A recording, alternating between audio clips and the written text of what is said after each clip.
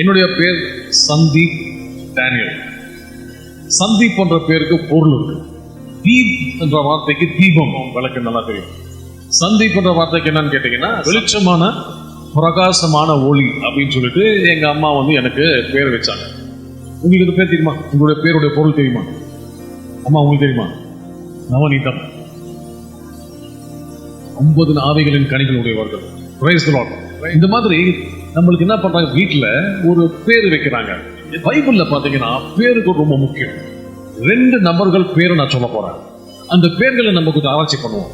அந்த 2 பேரை பார்த்தது அதுக்கப்புறம் முடிவா 2-3 வசனங்களை வச்சு நான் முடிக்க போறேன்.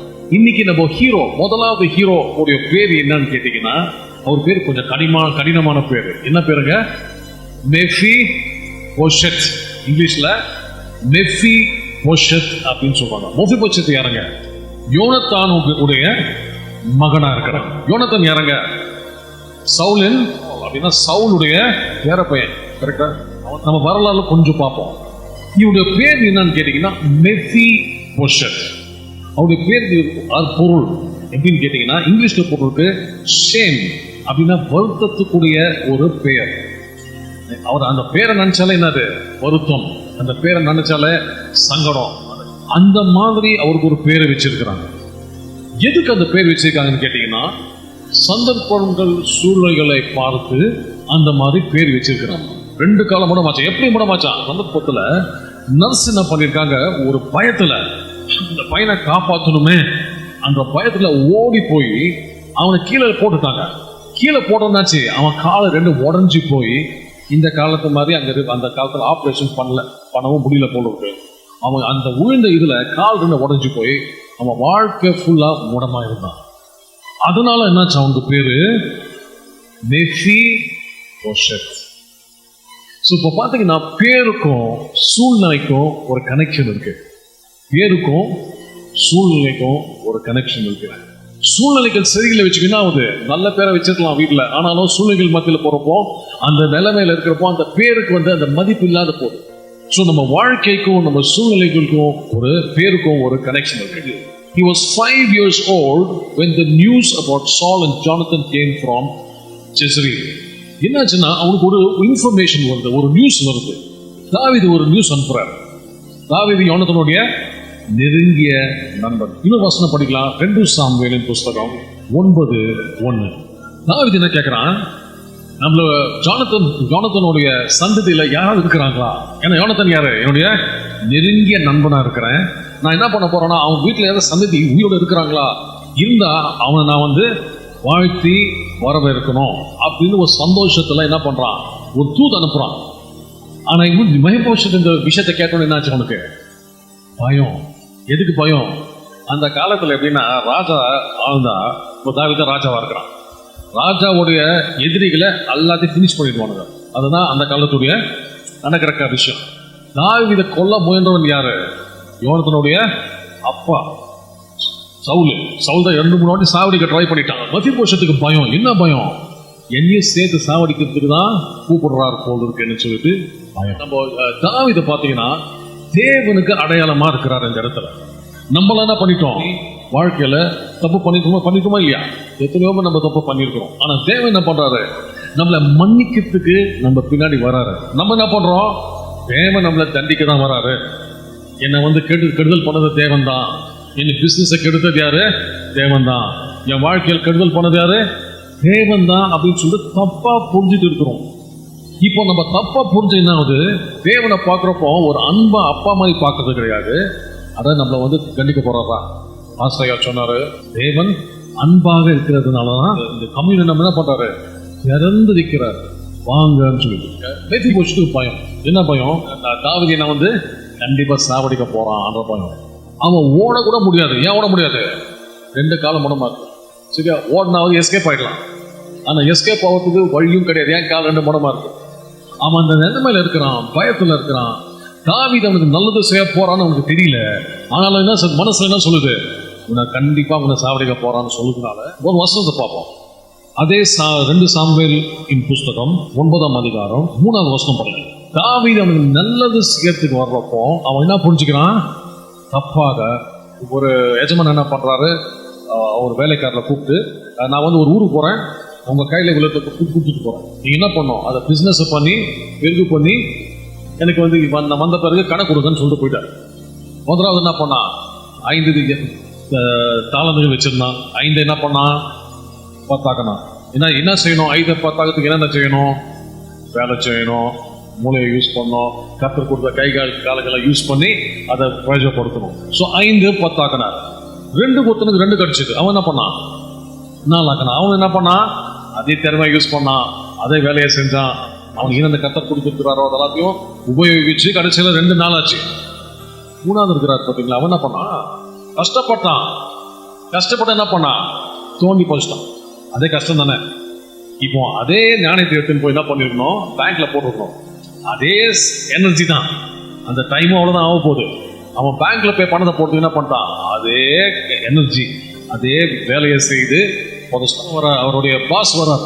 அவர் தான் சொல்லி கேட்கிறாரு, சரிப்பா அப்போ கணக்கு கொடுங்க அப்படின்னு கேட்கிறாரு.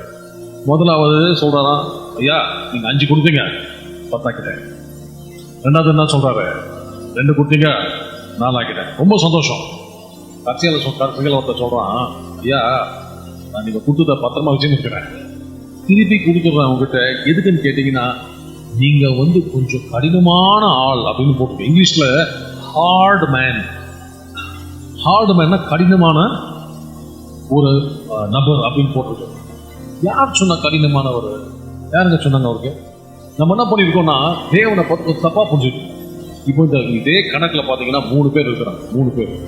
3 பேருக்கு 2 பேருக்கு என்ன பண்ணாரு, இந்த பாஸ் என்ன சொன்னாரு, நல்லா வேலை செஞ்சிருக்க, ரொம்ப சந்தோஷம் சொன்னாரா இல்லையா? 3 பேர் 2 பேர் சொன்னாரு. மெஜாரிட்டி நல்லவரும் தெரிஞ்சு போச்சு. 3ல 2 நல்லவர் தான். நம்ம என்ன கேள்வி கேட்கணும்னா, உனக்கு யாரை பார்த்து சொன்னா அப்படின்னு கேட்ட பதில் இல்லை. ஆனா மனசுல ஒரு கடினமான மனுஷன் அப்படின்னு வந்துச்சு. இன்னைக்கு நம்ம வாழ்க்கையில் சூழ்நிலைகளை பார்த்து, நம்மளாம் வாழ்க்கையில ஒரு சூழ்நிலையெல்லாம் போறோம் இல்லைன்னு சொல்ல, அதை பார்த்து நம்ம தேவனை பார்த்து எப்படிப்பட்டவர் என்று நம்ம மனசுல இருக்கு. அது முக்கியமான கேள்வி. நீங்க நான் கேட்கிறேன், கஷ்டத்துல போறவைகள் என்னாச்சு, தேவன் தான் அப்படி பண்ணிட்டாரு, அவர் தான் கஷ்டம் கொடுத்துட்டாரு அப்படின்னு நம்ம தப்பான மனப்பான்மையில எடுத்ததுனால தேவன் கிட்ட நம்ம எதிர்பார்க்க முடியல. சொல்லி புரியுதுங்களா? பேரு பாத்தீங்கன்னா அவனுடைய பேர் என்னது, இந்த பெஃபி மோஷர். அவன் சொல்றான், நான் வந்து ஒரு செத்து போன நாய் அப்படின்னு அவனை பார்த்து அவனே சொல்லிக்கிறான். ஏன் அந்த மாதிரி சொல்றான்? அவன் நிலைமைய பார்த்த உடனே அவனுக்கு என்னாச்சு, 2 கால விலங்கல, என்னால இது நடக்கல, யாரோ பண்ண தப்புனால நான் ஓட கூட முடியல, எப்படிப்பட்ட வாழ்க்கை இது அப்படின்னு நம்ம கஷ்டத்துல இருக்கோம். சில பேர் நான் யோசிக்கலாம், நான் என்ன கொஞ்சம் பணக்கார வீட்டுல பிறந்திருந்தேன்னா இந்த மாதிரி கஷ்டப்பட தேவையில்லையே, எங்க அப்பா அம்மா அப்படி பண்ணிட்டாங்களே, இதை நம்ம மனசுல யோசிச்சுன்னா கொஞ்சம் கஷ்டமா தான் இருக்கும். தாவீது நம்ம தேவனை குறிக்கிறாரு. அவர் என்ன சொல்றாரு, உங்களை கூப்பிடுறாரு, நீங்க நம்ம கிட்ட வாங்க பேச வாங்க, வந்து நம்ம என்ன பண்ணுவோம், 2 பேர் பேசுவோம். எப்படி உன் வாழ்க்கை இருந்தாலும் அதை சரிப்படுத்துறதுக்கு எனக்கு வல்லமை இருக்கு, அதை செய்யறதுக்கு எனக்கு திறமையும் இருக்கு, திராணியும் இருக்குன்னு தேவன் சொல்றாரு. பொறாமை சொல்றீங்களா? இன்னைக்கு எப்படிப்பட்ட உங்க மனசுல தேவனை பத்தி உங்க நிலைமையை வச்சு நீங்க தேவனை பத்தி தப்பான அபிப்பிராயம் இருந்தாலும் தேவன் ஒன்று சொல்றாரு, கிட்ட வாப்பா நம்ம பேசுவோம். 2 பேர் என்ன பண்ணுவோம், கலந்து உரையாடுவோம். ஒரு டேபிள் ஒரு காஃபி குடிக்கிற மாதிரி நம்ம பேசுவோம். ஏன் தப்பா புரிஞ்சுன்னு இருக்கிற சொல்லு பார்க்கலாம். இப்போ மெடிபோஷனை கூப்பிட்டு கேட்டு, ஏன்பா உன்னை பார்த்து செத்து போன நாய், உயிரோட நாயினா கூட பரவாயில்ல, செத்து போன நாயின்னு சொல்றான். அவன் இந்த இடம் பார்த்தீங்கன்னா லோடபா, என்ன பேர் நாங்க லோடபா. லோடபான்ற பேருக்கு நம்ம பொருள் வனாந்திரம். அவன் இது பாருங்க, அவன் மனசுல செத்த நாய் நினைச்சிட்டு இருக்கிறதுனால என்னாச்சு, அவன் இந்த இடமும் பேரு வனாந்திரம். அதான் லோதபார் என்ற பேருக்கு பொருள். நம்ம எந்த வனாந்திரத்துல போனாலும் சரி, நம்ம தெய்வன் கைவிடாத தேவனா இருக்கிறார் அப்படின்னு நம்பிக்கை இருக்கா, அதுதான் முக்கியம்.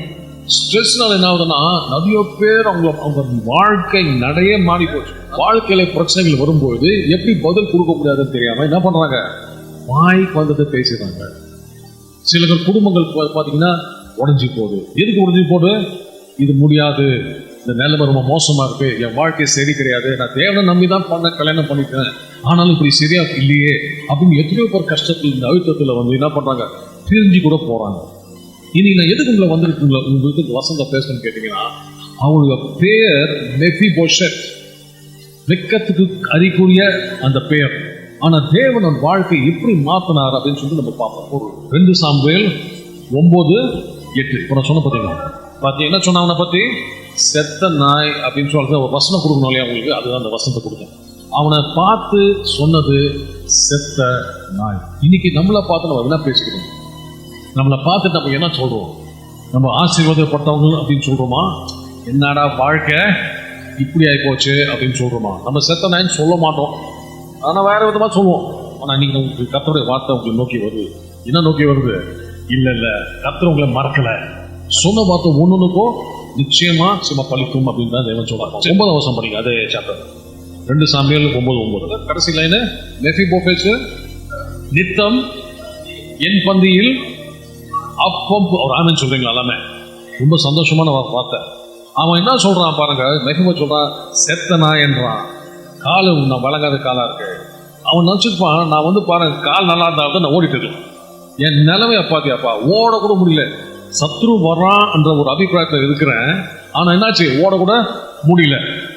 நம்ம சில பேர் நம்ம வாழ்க்கையில நடக்கலாம் இல்லையா, என்னோட வாழ்க்கை இப்படி ஆயிப்போச்சு, எஸ்கேப் ஆக முடியல இந்த பிரச்சனையில இருந்து அப்படின்னு யோசிக்கலாம். ஆனா ஒரு நல்ல தூது வருது. அவனுக்கு என்ன நினைக்கிறான், இது வந்து சவுலானவன் நம்ம தேவதை நம்மளுக்கு சாவடிக்க ட்ரை பண்றான்னு நினைச்சிட்டு பயந்து போய் உட்கார்ந்து இருக்கிற வேலையில அவனுக்கு என்ன நியூஸ் வருது? நல்ல நியூஸ் வருது. அல்லேலூயா. இன்னைக்கு நம்புறீங்களா? இந்த சிக்கட்டான நிலைமையில கூட தேவன் ஒரு நல்ல வார்த்தையை அனுப்புறாரு. நம்புறீங்களா? நான் நம்புறேன், நானும் நம்புறேன். எதுக்கு நம்புறேன்? தேவன் அப்படிதான் செயல்படுறாரு. கெட்ட சிச்சுவேஷன் நிலைமை, ரொம்ப மோசமான நிலைமையில என்ன பண்றாரு? தேவனுடைய நல்ல ஒரு வார்த்தையை நமக்குள்ள அனுப்புறாரு. எல்லாம் சிஷ்யர்கள் எல்லாம் பயந்து இருந்தாங்க. அந்த அப்போஸ்தலர் நடைமுறைகளை பார்த்தீங்கன்னா எல்லாம் பயந்து உட்கார்ந்துருந்தாங்க மேல. அந்த நிலைமையில தான் என்னாச்சு, ஆவியானவர் அவங்க மத்தியில் இறங்கினார். ஆமென் சொல்றீங்களா? எப்போ பயத்தான நிலைமையில இருக்கிறீங்களோ அங்கதான் என்ன பண்றாரு? தேவன் ஒரு வார்த்தை அனுப்புறாரு. ஒரே விஷயமா தான் பார்த்துக்கணும். இந்த சிச்சுவேஷன் அந்த நிலைமையில இருக்கிறப்போ முதலாவது தேவனை மாத்திரம் கைவிட்டுறாங்க. ஒரு இந்த சாத்தாங்க முட்டாள் தான். சரி, நம்ம கிட்ட எல்லாம் பிரச்சனை வந்து என்ன பண்ணுவோம்? ஏசு விட்டு ஓடுறது கிடையாது, ஏசு கிட்ட தான் ஓடுறோம். அது அந்த முட்டாளுக்கு தெரியல. ஸோ கஷ்டம் எவ்வளவு வந்தாலும் என்னாச்சு, நம்ம என்ன பண்றோம்? இயேசு கிட்ட நெருங்கி தான் வரணும். இந்த பிரச்சனைகள் மத்தியில் ஒண்ணு மறக்காதுங்க, தேவன் கிட்ட நெருங்கி போகணும். வந்து கூப்பிடுறாங்க, கூட்டு என்ன பண்றாங்க? நேரா எங்க கூட்டு போறாங்க? அரண்மனைக்கு கூட்டிட்டு போறாங்க. ஒரு ஆமென் சொல்றீங்களா? உங்க வாழ்க்கை எப்படி இருந்தாலும் சரி, தேவன் பேசுற வார்த்தையில நீங்க நம்புனீங்கன்னா இருக்கிற லோதபா என்ற வனாந்தரத்தின் நிலைமையில மத்தியிலும், நான் ஒரு செத்து போன நாய் என்ற சொல்ற நிலைமையில மத்தியிலும் தேவன் நல்ல வார்த்தை அனுப்புறாரு. என்ன சொல்றாரு? இன்னைக்குல இருந்து என்னுடைய பந்தியில நீ டெய்லி சாப்பிடதான்ப்பா போற அப்படின்னு சொல்றாரு. ஆமென் சொல்றீங்களா? அது ஒரு நம்பிக்கையா நீங்க இந்த வார்த்தை ஒரு வாக்கு தத்துவமா எடுத்துக்கோங்க. தேவனை என் வாழ்க்கைக்கு இருக்கு, இந்த வார்த்தை எனக்கு வந்துருக்கு, நான் இந்த வார்த்தை என்ன பண்ண போறேன்? ஆமென் சொல்லி அங்கிருந்து உங்க பந்தியில நான் உட்கார போறேன் அப்படின்னு ஒரு சொல்றீங்களா? யோசேப்பு கதையும் எடுத்துக்கோங்களேன். நம்ம பைபிள்ல யோசேப்பை பத்தி நல்லா தெரியும். அவன் எங்க இருந்தான்? ஜெயிலுக்குள்ள இருந்தான். ஜெயிலுக்குள்ள இருந்தது என்னாச்சு, தேவன் வந்து அந்த ராஜாக்கு வந்து ஒரு கனவை கூப்பிட்டு அவரை கல்டா பண்ணி கடைசிகள் வழி இல்லாம என்னாச்சு, யோசேப்பை வந்து அவனை நல்லா புடவைலாம் போட்டு ஷேவ்லாம் பண்ணி என்ன பண்றாங்க, ராஜா அரண்மனை கூட்டிட்டு போயிட்டாங்க. ஒரு நாள்ல அவன் ஜெயில இருந்து அரண்மனை போயிட்டான். ஒரு ஆமென் சொல்றீங்களா? பேதுரு ஜெயில இருக்கிறாரு, தேவதூதன் வந்து எழுப்புறாரு, எப்பா ஏச்சுக்கப்பா. அந்த ஒரு நொடியில விடுதலை அவனுக்கு வந்துடுச்சு. ஸோ நம்ம பைபிள்ல பாத்தீங்கன்னா இந்த டக்கு நடக்குது பாத்தீங்களா, அதான் இங்கிலீஷ்ல சடன்லினும், எதிர்பாராத வேலத்துல தேவனோட ஒரு அற்புதங்கள் செய்ய கூடியவரா இருக்கிறார். ஒரு ஆமென் சொல்றீங்களா? ஸோ என்னாச்சு, இப்போ மெஃபிபோசேத் கதையை கேட்போம். அவன் என்ன பண்றான்? அவன் அழகா கூட்டின்னு போய் தூக்கின்னு போறாங்க. அவன் நடக்க முடியாதுல்ல, தூக்கின்னு போறாங்க. தூக்கின்னு போய் நேரா ராஜா ஒரு அரண்மனையில அவருடைய பந்தியில பெரிய டேபிள் இருக்கும்னு நினைக்கிறேன். எத்தனை சீட்டுன்னு தெரியல, ஆனா கண்டிப்பா பெரிய டேபிள் இருக்கும். அவங்க சாப்பிட்ற சாப்பாட்டுக்கு பெரிய டேபிள் இருக்கும். அந்த டேபிள் என்ன பண்றான்? உட்கார வைக்கிறான். இப்போ மெஃபிபோசேத் உட்கார்ந்து இருக்கிறான். சொல்லுங்களேன், ராஜாவின் பந்தி டேபிள்ல பெரிய டேபிள்ல உட்காந்துக்கிறான். இப்போ ராஜா வந்து நிக்கிறாரு, அங்க தாவீது இருக்கிறாரு, மற்றவங்க எல்லாம் இருக்கிறாங்க. யோசிச்சு பார்க்கறாங்க, யார் புதுசா இருக்கிறா? ராஜா கூட தைரியமா உட்கார்ந்து சாப்பிட்றவன் இன்னும் ராஜாவா தான் இருக்க முடியும். ஆமென் சொல்றீங்களா? நான் வந்து நாய் செத்து பண்ண நாய் கிடையாது. இப்போ ராஜா எதிர்க்க நான் நிக்கிறது ஒரு விஷயம், அவரு பந்தியில உட்காரன்னா எவ்வளவு பெரிய விஷயம் அது. அப்படி பார்க்குறவன் நினச்சிக்கிறான், ஐயோ இவன் ராஜா வந்து ராயல் பையன், இவன் ராஜாப்பூர் சேர்ந்த ஃப்ரெண்டாக இருக்கிறதுனால அவனும் ராஜாவுடைய ரத்தம் ஓடுது அப்படின்னு சொல்லிட்டு தான் பண்றாங்க. பார்க்கிறவெல்லாம் அவனை வந்து ஒரு ராஜா என்ற ஒரு மதிப்பை கொடுத்து பார்க்குறாங்க. டேபிள் கீழே காலு சரியில்லை, ஆனா மேல இருக்கிற பார்வை எப்படி இருக்குது? ராஜா. அல்லேலூயா. நம்ம வாழ்க்கையில எத்தனையோ பிரச்சனைகள் இருக்கலாம், தொல்லைகள் இருக்கலாம், எல்லாம் இருக்கலாம். ஆனா இயேசு என்ன பண்றாரு தெரியுமா? நம்மளை கூட்டிட்டு போயிட்டு அவரு பந்தியில உட்கார வச்சாருன்னு பைபிள்ல போட்டிருக்காரு. எபேசியர் 2:6 படிங்கப்பா. கிறிஸ்து இயேசுக்குள் தயவினாலே என்ன பண்ணாரா இயேசு? தேவன் சொல் கிடையவே கிடையாது. உன்னை வந்து அந்த நிலைமையில தூக்கி ராஜா என்ற நிலைமையில உன்னை உட்கார வைக்க போறேன். மெஃபிபோஃபேத் வந்து தாவீதுடைய பந்தியில உட்கார்ந்து பெரிய விஷயம். நம்ம அதுக்கு மேல ஒரு சந்தோஷப்படணும். எதுக்குன்னு கேட்டீங்கன்னா, இயேசு கிறிஸ்துவே நம்மளை தூக்கி என்ன பண்ணாரா? அவருடைய பரலோகத்தின் பந்தியில உட்கார வச்சுட்டு இருக்கிறார் நம்மள. ஒரு அல்லேலூயா சொல்றீங்களா? அல்லேலூயா. அவரோட கூட எழுப்பி உன்னதங்களே அவரோட கூட உட்காரவும் செய்தார். நாம வந்து டேபிள், இந்த உலகத்துல இருக்கிற டேபிள்ல உட்காரல அம்மா அப்பா. நம்ம உட்கார்றது எங்க? பரலோகத்தின் மகிமையில உட்கார்ந்து இருக்கிறோம். ஒரு அல்லேலூயா சொல்லுங்களேன். இயேசு நம்ம என்ன பண்றாரு? அவருடைய சொந்த மகள்களா இருக்கிறதுனால நம்மள தூக்கி வச்சு என்ன பண்ணாரா? பரலோகத்தின் பந்தியில உட்கார வச்சிட்டார் நம்மள. ஸோ நம்ம எங்க உட்காந்துருக்கிறோம்? நம்ம உடம்பு எங்க இருக்குது? ஆவி எங்க இருக்குது? நம்மள ராஜாவா அவர் பார்க்கிறாரு. நம்மள வந்து ராஜாவின் மகள்கள் அந்த வகையில அவர் நம்ம பார்க்கிறார். நம்ம யாருங்க இப்போ? இங்க சொல்லுங்களேன், நம்ம யாரு? ராஜாவின் மகள். எதுக்கு? ராஜா முன்னாடி உட்கார்ந்து இருக்கிறோங்க. இது வந்து உலகத்தை ராஜா கிடையாதுங்க, உலகத்தை சிருஷ்டித்த ராஜாவா இருக்கிறார். அவரு பந்தியில நம்ம உட்கார்ந்து இருக்கிறோம்னா எவ்வளவு மேன்மையா இருக்கிறோம், நம்ம எவ்வளவு உத்தமமா இருக்கிறோம். நம்மள புரிஞ்சுக்கிட்டீங்களா? நீங்க சும்மா நினைக்கிற மாதிரி நீங்க யாரும் அவ்வளவு இது சீப்பு கிடையாது. நம்ம தான் நினைச்சுக்கிறோம் நம்ம ஒண்ணுமே கிடையாது. அதான் சொன்னா மெஃபிபோஷேத், என் வாழ்க்கையா பாரு, நான் சரியில்லை, செத்து போனா என்ன தாவீது சொன்ன கிடையவே கிடையாது. உனக்கு ரத்தம் உனக்கு என்ன ஓடுது? உனக்கு ஓடுறது வந்து ராயல் பிளட். ராயல் பிளட்னது ராஜாக்கு ஏத்த போல ரத்தம் ஓடுறதுனால நீ வந்து நான் இல்லப்பா, நீ ஏன் பந்தியில உட்காந்து ஒரு தகுதி இருக்குது அப்படின்னு ஒரு நல்ல வார்த்தை வருது. கர்த்தர் சொல்றாரு உங்களுக்கு காலையில உங்ககிட்ட. நம்பினீங்கன்னா ஒரு ஆமென் சொல்லிடுறாரு. என்ன சொல்லணும்? தேவனே நன்றி, என் வாழ்க்கை எப்படி இருந்துச்சு, கரெக்டு, காலை ஒன்றி போயிடுது, அதெல்லாம் உண்மைதான். ஆனா என்ன பண்ணிருக்கீங்க? உன்னதத்தை உட்கார வச்சுட்டீங்க. நான் உட்கார்ந்துருக்கு யாரு? தேவனுடைய பந்தியில உட்கார்ந்து இருக்கிறேன் அப்படின்னு ஒரு ஹல்லேலூயா சொல்லுங்க பார்க்கலாம். எல்லாமே praise the Lord, hallelujah. அடுத்த நபரை பத்தி பார்ப்போம். 1 Chronicles 4 தானே? 1 4 4 அதிகாரம் 9. யாபேஸ் கடன் பெற்றவனாக இருந்தான். அவன் தாய் துக்கத்தோட பெற்றேன் என்று சொல்லி என்ன பேர் வச்சாங்க? யாபேஸ். என்ன பேருங்க? துக்கம். அவன் பேரு துக்கம். ஸ்கூலுக்கு போனா துக்கம் இருக்கிறேன்னா, ஆமா சார் இருக்கிறேன்னு. ஃப்ரெண்ட் எல்லாம் பார்த்தீங்கன்னா சொல்லுவாங்க துக்கம் துக்கம்னுவாங்க. நான் சொல்லுப்பான்றான். நீங்க என்ன ஆகுதுன்னா, ஒரு அந்த பேர் வந்து கேட்டு கேட்டு கேட்டு நானும் அந்த பேர் ஒன்றாயிடுவோம். அதான் பிரச்சனை. அதான் குழந்தைங்களை பார்த்து தயவு செஞ்சு முட்டாளன்னு கூப்பிடாதுல்ல, கரெக்டா? நம்ம ரொம்ப அன்பா முட்டாளன்னு கூப்பிடுறோம், அது நல்லதே கிடையாது. நீ எப்படிப்பட்ட குழந்தையாலும் சரி, நீ தேவனுக்குரிய குழந்தையா இருக்கிற, எனக்கு ஆசீர்வாதமா இருக்கிற, தேவன் வந்து என்னை வந்து நீ எங்க வாழ்க்கையில கொடுத்துருக்கிறாரு, ஒரு ஆசீர்வாதம் இருக்கிற அப்படின்னு நான் சொல்றதுனால என்னாச்சு, அந்த குழந்தை நான் சொன்னது படி ஆயிடும். அதான் உண்மை. முதல் வேலை நிறைய பண்ணியிருக்கிறோம். ஆனா தேவன் நம்மளை பார்த்து மகனே மகளேன்னு கூப்பிடுறப்போ நம்ம எப்படி கூப்பிடலாம்? இங்க பாருங்க, யாபேஸ் என்ற பேருக்கு பொருள் என்னன்னு கேட்டீங்கன்னா, துக்கத்துல பெற்றெடுத்தாங்கன்னு சொல்லிட்டு என்ன பண்ணாங்க அவங்க அம்மா, அவனுக்கு யாபேஸ்ன்னு பேர் வச்சிட்டாங்க. துக்கம் எப்படி துக்கம் தெரியல, பிரசவத்துல துக்கம் வலி வந்துச்சா இல்லைன்னா எதுக்காகன்னு தெரியாது. ஆனா அம்மா என்ன பண்றாங்க பாருங்க, அப்படி கஷ்டமான பேரை வச்சு யாபேஸ்ன்னு வச்சுட்டாங்க. ஒரு பொய்யை வந்து வெகு காலமாக ஒரு பொய்யை சொல்லிட்டே வந்தீங்கன்னா அது உண்மையா மாறிடும் அப்படின்னு சொன்னாங்க. புரியுதா? ஒரு பொய்யை வந்து ஒரு நீண்ட காலமாக ஒரு பொய்யை சொல்லிட்டே வந்தீங்கன்னா அந்த பொய் வந்து உண்மையா மாறிடும்.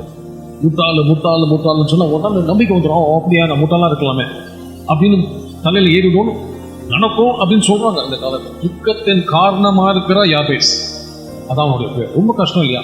எங்க போனாலும் அவனை பார்த்து துக்கம் சொன்னா, நான் துக்கத்தின் காரணமே நான் தான் போல இருக்கு அப்படின்னு முடிவு பண்ணியிருக்கேன்.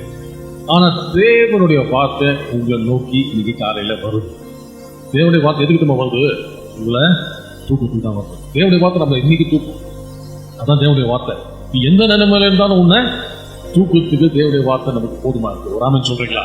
யாபேஸ் என்ன பண்ணானா 10ஆம் வசனம் முதலாவது லைன் பண்ணி, எப்படிப்பட்ட நிலைமையில இருந்தாலும் சரி ஒன்னே ஒண்ணு மாத்திரம் புரிஞ்சுக்கலாம். யாரை கூப்பிடணும்? சொந்தக்காரனை கூப்பிட தெரியாது அவனுக்கு, யார் போன் எடுத்து போலீஸை கூப்பிட தெரியல, ஹாஸ்பிட்டலுக்கு போல. அவன் என்ன பண்ணான்? கரெக்டா ஒரே ஒரு வேலை செஞ்சான் பாருங்க. அதுதான் நம்ம செய்ய வேண்டிய வேலை. நீங்க சொல்லலாம் கரெக்டு. நான் கர்த்தருக்குள்ள இருக்கிறேன், நான் கர்த்தர் பந்தியில் இருக்கிறேன், ஸ்தோத்திரம்லாம். நான் என்னதான் செய்யணும்? இதுதான் செய்யணும். என்ன பண்ணோம்? கர்த்தரை கூப்பிடணும். சரி, எங்க அப்பா இருக்கிறாரு, எங்க அப்பா எனக்கு ஹெல்ப் பண்ணுவாருன்னு ஒரு நம்பிக்கை இருக்கு. இன்னைக்கு எங்க அப்பா எனக்கு ஏதாவது சப்போஸ் ஒரு உதவி எனக்கு செய்யணும்னா கண்டிப்பாக ஒரு உதவி செய்வார் அப்படின்னு ஒரு நம்பிக்கை இருக்கு. ஆனா எவ்வளவுதான் செய்ய முடியும் சொல்லுங்களேன்? ஒரு லிமிட் தானே பண்ண முடியும். ஒரு பணம் கேட்டானா ஒரு அவளால ரிட்டையர்டா இருக்கிறாரு, அவர் இவ்வளவுதான் நல்லா கொடுக்க முடியும். இன்னைக்கு எங்க அம்மாவுக்கு ஒரு ஆப்ரேஷன் பண்ணியிருக்கிறாங்க. ஆப்ரேஷன் அம்மா வீட்டில் இருக்காங்க. எங்க அப்பா நல்லா பார்த்துக்கிறாரு. ஆனா அந்த வலி எடுக்க முடியுமா? முடியாது. டாக்டர்கிட்ட கூட்டு போகலாம், மருந்து கொடுக்கலாம். ஆனா யார் தான் நமக்கு எல்லாத்தையும் செய்ய முடியும்னா தேவன் தான். சுகத்தையும் கொடுக்க முடியும், பணத்தையும் கொடுக்க முடியும், ஆசீர்வாதத்தையும் கொடுக்க முடியும், சமாதானத்தையும் கொடுக்க முடியும். அவர் தான் நேராக போதான் பெஸ்ட். ஒரு ஆமென் சொல்றீங்களா? ஏன்னா அவர் தான் நம்மளை சிருஷ்டித்தவர், அவர் தான் நம்மளை உண்டாக்குனவர். அவருக்கு நம்மளோட பிரச்சனைகள் அவருக்கு நல்லாவே தெரியும். ஆனா நம்ம தேவன் நம்பி இருக்கிறதுனால இது ஒரு கைவிட்டதே கிடையாது. ஒரு ஆமென் சொல்லுங்களேன். நாங்கள் முழு நேர ஊழியத்துக்கு ஒரு 9 வருஷம் ஆகிப்போச்சு. ஒரு விமான கம்பெனியில வேலை செஞ்சுட்டு இருந்தேன். கர்த்தர் என்ன பண்றாரு? முழு நேர ஊழியம் கூப்பிடுறாரு. நான் யோசிக்கிறேன், அப்பா எனக்கு இருக்குது, நானும் என் மனைவி 3 பசங்க, எப்படி 5 பேரை நம்ம எப்படி பாதுகாக்கிறது அப்படின்னு யோசிக்கிறேன். ஆனால் கூப்பிட்டது யாரு? அவர் தானே கூப்பிட்டாரு. அதை நம்பி என்ன பண்ணிட்டேன், ராஜினாமா பண்ணி வெளியே வந்துட்டேன். நான் இப்போ முழு நேரம் ஊழியக்காரனா இருக்கேன். 9 வருஷம் ஆச்சு. உங்களுக்கு தைரியமா சாட்சியா சொல்லலாம், தேவன் நம்மளை கையே விடலை. ஒரு ஆமென் சொல்றீங்களா? கைவிடல. Praise the lord. இவ்வளோ பண்ணி கடைசி நம்ம தேவனை பாதுகாக்கிறோம்னா கைவிட வரா தேவன்? உங்களை கைவிட வரா சொல்லுங்களேன்? கைவிட மாட்டார், கண்டிப்பா கைவிட மாட்டார். ஒரு ஆமென் சொல்லுங்க. எந்த மத்தியில போனாலும் கர்த்தரை மாத்திரம் பார்த்து கூப்பிடுங்க. இது வரைக்கும் நாங்கள் என்ன பண்ணோம்னா ஒரே ஒரு விஷயம் கர்த்தர்கிட்ட சொன்னேன், நான் யாரையும் வாயை திறந்து கேட்க போறது கிடையாது. ஸோ இது வரைக்கும் நான் உண்மையை சொல்ல போனா யாரையும் வாயை திறந்து, என் வைஃபை கேளுங்க, வாயை திறந்து யாரையும் கேட்டதே கிடையாது. ஏன்னா அவரு பார்த்துக்கு வரட்டும், நம்பி கூப்பிட்டு அவர் தானே, நான் அவர் தானே கேட்கணும் அப்படின்னு சொன்ன அந்த நம்பிக்கையில இதனால நான் சந்தோஷமா வந்துட்டோம். கர்த்தர் நடத்திட்டே வராது. அதுக்கு தான் சொல்றேன், கர்த்தர் மேல நம்பிக்கை வைங்க, அவரை கூப்பிடுங்கன்னு சொல்ல வரேன். ஒரு ஆமென் சொல்றீங்களா? அவரை கூப்பிட்டீங்கன்னா கை விடவே மாட்டாருங்க, சான்ஸே கிடையாது. அவர் கை விட்டாருன்னா அவர் கடவுளே கிடையாது. அவர் மேலே நம்பிக்கை நம்ம ஏன் வச்சிருக்கிறோம்? கைவிடாத தேவன் சொல்லி தான் நம்பிக்கை வச்சிருக்கிறோம். அவர் கை விட்டா அதுக்கப்புறம் அவருக்கு கடவுள்ன்ற அந்த இது ஸ்தானம் இல்லையே. அப்படி நடக்கவே நடக்காது. ஒரு ஆமென் சொல்றீங்களா? எங்க போனாலும் சோகண்டான்னு கூப்பிட்டானுங்க. கர்த்தரை கூப்பிட்டா இந்த பிரச்சனைகளை மாத்திடுவார் என்ற ஒரு நம்பிக்கை அவருக்கு வந்துச்சு. ஒரு அல்லேலூயா சொல்றீங்களா? அதுக்கு தான் தேவனுடைய வார்த்தையை நம்ம கேட்கணும். அதுதான் நீங்க வந்திருக்கிறீங்க. நீங்க எதுக்கு வந்திருக்கீங்க? மனசுல ஒரு உற்சாகம் வருது பார்த்தீங்களா? உள்ள அப்படி பத்தியும் போக்குனால என்ன ஆகுது? ஒரு புது வெளிச்சம். ஆமென். ஸோ என்ன பண்ணா, கால்டுன்னு போட்டு இங்கிலீஷ்ல கால்டுன்னு அர்த்தம்னா கூப்பிட்டானா, தேவனை கூப்பிட்டான். ஜபிக்கலான்னு போடல, ஜபிக்கிறதுக்கு சம்மந்தம் இருக்கலாம். ஆனா என்ன பண்ணா, போன் எடுத்து கூப்பிடுற மாதிரி என்ன பண்ணா, கர்த்தரை போன் எடுத்து கூப்பிட்டா. கர்த்தர் போன் நம்பர் தெரியுமா? எரேமியா 33:3 அவர் நம்பரு. எப்போ கூப்பிட்டாலும் எங்கேஜ் கிடையாது, எப்போ கூப்பிட்டாலும் லைனு போயிடும், நெட்வொர்க் ப்ராப்ளம் கிடையாது, ரீசார்ஜ் பண்ணுமா தேவையில்லை. இந்த மாதிரி லைன் எங்க கிடைக்குது சொல்லுங்க? நீங்களே சொல்லுங்க. கூப்பிட்டா பதில் கொடுக்குறன்ற தேவனா இருக்கிறார். ஒரு ஆமென் சொல்றீங்களா? சரி, அடுத்த வசனம் படிப்போம். 10ஆம் வசனம் படிமா? என்ன ஜெபம் பண்ணா? என்னை ஆசீர்வதிங்க அப்படின்னு சொல்லுவோம். எல்லாமே இப்ப ஜெபம் பண்ணுவோம். நல்லா கை தூக்கி சொல்லுங்க, நல்லா கை தூக்குங்க. ஜெபம் பண்ணுவோமா? சொல்லுங்க, இதே சொல்லுங்க. தேவனே என்னை ஆசீர்வதிங்க. திருப்பி சொல்லுங்க, தேவனே என்னை ஆசீர்வதிங்க. என் சொந்தக்கார உறவினர்கள், என் பஞ்சாதி, என் வீட்டில் இருக்கிறவங்க, என் குழந்தைங்க, நீங்க ஏபேஸ் நீங்க ஜெபத்தை நீங்க கேட்ட தேவன் நம்ம கேட்க மாட்டீங்களா? கண்டிப்பா கேட்பீங்க. ஏபேஸ தலையத்தை மாத்திட்டீங்க. அவனை முதலாவது ஜெபம் பண்ணா, என்னை ஆசீர்வதியும், என்னை ஆசீர்வதியும், என் குழந்தைங்களை ஆசீர்வதியும், என் பெண்ஜாதி ஆசீர்வதியும், வீட்டை ஆசீர்வதியும், என் அப்பா அம்மாவை ஆசீர்வதியும், என் சர்ச்சை ஆசீர்வதியும், பாஸ்டர் ஐயாவை ஆசீர்வதியும், பாஸ்டர் அம்மா எல்லாம் சொல்லுங்க, சொல்லுங்க. ஆசீர்வதிங்கப்பா. ஏன் இந்த பக்கத்தில் இருக்கிற ஒரு ஆசீர்வதியும், பின்னாடி இருக்கிறவங்க ஆசீர்வதியும், இந்த பக்கம் உட்கார்ந்து இருக்கிறாங்களே அவங்கள ஆசீர்வதியும், சந்திப்பு இருக்கிறாரு அவரு ஆசீர்வதியும். ஜெபம் பண்ணுங்க, ஆசீர்வதியும் ஆண்டவரே. ஹல்லேலூயா, ஆமென், ஆமென். அடுத்தது ஜெபம் பண்ண பார்ப்போம். முதலாவது ஆசீர்வதியும் ஜெபம் பண்ணா. ரெண்டாவது, என் இல்லைகளை விரிவாக்குங்க. அது முக்கியமான prayer. ஏன்னா நம்ம போன வருஷத்துல பார்த்தோம், திருப்பி இந்த வருஷத்துல பார்க்கணும்னு வச்சுக்கோங்களேன். அடுத்த வருஷம் பார்க்குறப்ப என்ன சொல்லணும்? என் எல்லை விரிவா இருக்குதுன்னு சொல்லணும். அதே மாதிரி இருந்துச்சுன்னா தப்பு. நீங்க செய்த தொழிலையும் இன்க்ரீஸ் ஆகணும், உங்க வாழ்க்கையில் இருக்க சந்தோஷ சமாதானமும் பெரிதாகணும். நீங்க என்ன செய்றீங்களோ அது என்ன ஆகும்? விரிவாகணும். அதான் தேவனுடைய சித்தம். ஆமென். நான் 20 வருஷமா பெரியவரா இருக்கிறப்பா அப்படிதான் இருக்கிறேன், அப்படி இருக்கக்கூடாதுமா. எல்லாம் ஜெபம் பண்ணுங்க. என் எல்லையை விரிவாக்கும், என் பிசினஸை ஆசீர்வதிங்க, என்னுடைய செய்த கையின் பிரயாசத்தை ஆசீர்வதிங்க. இந்த தொழில் செய்யறேன், அந்த தொழில் மேல உங்கள் ஆசீர்வாதமான கை வரட்டும். ஹல்லேலூயா. ஜெபிங்க ஜெபிங்க. என் வாழ்க்கையில என் கையின் பிரயாசத்தை ஆசீர்வதிங்க. சில பேர் சொல்றீங்க, வர காசு அப்படியே போயிட்டுப்பா, டாக்டர் பில்லு மேல போகுது, இந்த கடன் பிரச்சனைல இந்த காசு அப்படியே போகுது. இன்னைக்கு ஜெபம் பண்ணுங்க, இயேசுவின் நாமத்தினாலே அப்பா இந்த கையை ஆசீர்வதிங்கப்பா. இனி என் எல்லையை விரிவாக்குங்க. ஹல்லேலூயா. ஒரு ப்ரமோஷன் கொடுங்க. வாய் திறந்து ஜெபிங்க. ஒரு ப்ரமோஷன், ஒரு இன்கிரிமெண்ட், ஒரு எக்ஸ்ட்ரா காசு உள்ள ஒரு போனஸ் வரட்டும். இயேசுனாவது நம்பி நான் ஜெபிக்கிறேன்ப்பா, ஒரு இன்கிரிமெண்ட் வரட்டும் என் வாழ்க்கையில. ஹல்லேலூயா. இயேசுவின் மூலம் நல்ல பிதாவே, ஆமென். மூணாவது நம்ம ஜெபம் பண்ணா, காரணம் என்னோட இருந்து பிறரை நேசிக்கிறது எப்படி சொல்லி கொடுத்தாரு? ஒருத்தர் நேசிக்கணும்னா எப்படி நேசிக்கணுமா?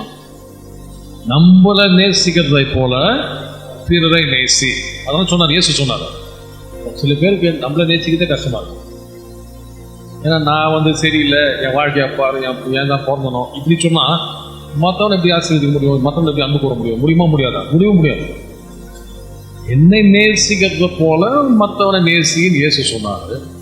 நம்மளை பற்றியே நம்ம சரியான அபிப்பிராயம் இல்லைன்னா மற்றவனை இப்படி நம்ம அல்பு சத்த போகிறோம். இப்போ ஏன் பேச யோசிச்சு பாருங்க. அவன் பிறந்ததுல இருந்து டே நீ துக்கத்துக்கு காரணம் நீ தாண்டா துக்கம்னு சொன்னா என்னாச்சு? துக்கமா இருந்தவன் என்ன பண்ணுவான்? துக்கத்தை மற்றவனுக்கு பகிர்ந்து கொடுக்குறது எளிதாயிடுச்சு. இப்போ நான் கோவப்படுற ஆளா இருக்கேன்னு வச்சுக்கோங்களேன்.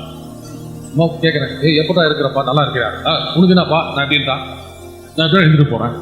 என்ன பிரச்சனைனா உள்ளுக்குள்ள எனக்கு சமாதானம் இல்லாமல் இருக்கிறதுனால மற்றவன் உண்மையா கேட்டாலும் என்ன ஆகுது? அந்த வார்த்தைகள் வெளியே வருது. சில வீட்டில் பார்த்தீங்கன்னா அப்பா அம்மாவே திட்டிருக்கலாம், நீ ஒன்றுக்கும் லாக்கியம் இல்லை. என்னாச்சு? வளர்றப்போ அந்த கஷ்டத்தோட வளர்றான். ஸோ என்னாச்சு? நாளைக்கு சும்மா ஒருத்தர் நல்லவன் பார்த்து எப்படி இருக்கிறீங்கன்னு கேட்டால் என்னாச்சு? நீங்க நல்லா தான் இருக்கிறீங்க, உள்ளுக்குள்ள மனசுல இருக்கிறது கசப்பா இருக்கிறதுனால என்ன ஆகுது? கசப்பு தான் வெளியே வருது. நீ நல்லா இருக்கிறேன்னு கேட்டா உனக்கு என்னப்பா, நான் எப்படி இருக்கணும், உனக்கு என்னாச்சு அப்படின்னு சொல்லிட்டு பேசணும். ஏன் பேசணும்? உள்ள கசப்பு இருக்கிறதுனால கசப்பு வெளியே வருது. இன்னைக்கு ஞாபகம் வச்சுக்கோங்க, தேவன் மாறாவின் தண்ணியை ஸ்வீட்டா மாத்துறாருன்னு பைபிள்ல போட்டுருக்கோம். அதே தேவன் தான் நம்ம கூப்பிட போறோம். எதுக்கு? கடவுளை என் வாழ்க்கை எப்படி இருக்கிற மாறாவா இருந்தாலும் சரி, தேவன் என்ன பண்ண போறீங்க? அதை ஸ்வீட்டா மாத்த போறீங்க அப்படின்னு என்ன பண்ண, அதை தெரிஞ்சுக்கின்னா அவன் என்ன சொல்றான்? தேவனே உள்ளுக்குள்ள எனக்கு மற்றவனை கஷ்டப்படுத்தக்கூடிய அந்த இது உள்ள இருக்கு. ஏன்னா உள்ள கஷ்டமா இருக்கிறதுனால நான் கஷ்டத்துல பேசலாம். அப்படி வராம என் வாயை தீமைனால காத்து என்னை காப்பாத்துங்க அப்படின்னு ஒரு சூப்பரான ஜெபம் பண்ணா நம்மளும் பண்ணணும். ஜெபம் பண்ணலாமா?